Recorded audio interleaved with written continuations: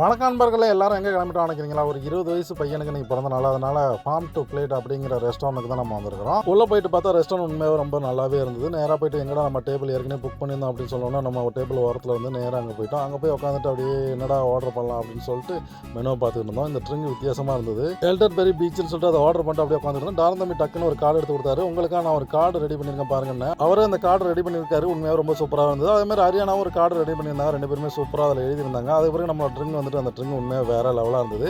அதுக்கு பிறகு சூப்பர் சாப்பிட்டுட்டு அதுக்கு பிறகு அப்படியே சாலட் சாப்பிட்டு இருந்தேன். அதுக்கு பிறகு அப்படியே போர்க் வந்தது. ஹரியானாவும் டார்னும் க்ளவுஸ் எல்லாம் போட்டு அதை சாப்பிட ரெடி பண்ணிட்டாங்க. அது போர்க்கு நான் சாப்பிட மாட்டேன், அவங்க நல்லா சாப்பிட்டுட்டு இருக்காங்க.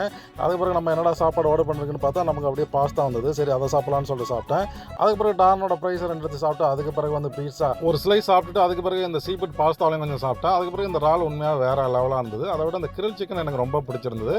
அப்படியே கதையெல்லாம் பேசிக்கிட்டு ரொம்ப நேரம் அப்படியே ஜாலியாக எல்லாம் சாப்பிட்டுக்கிட்டு இருந்தோம். ஒரு வகையாக சாப்பாடெல்லாம் ஓரளவு அப்படியே சாப்பிட்டு முடிச்சாச்சு.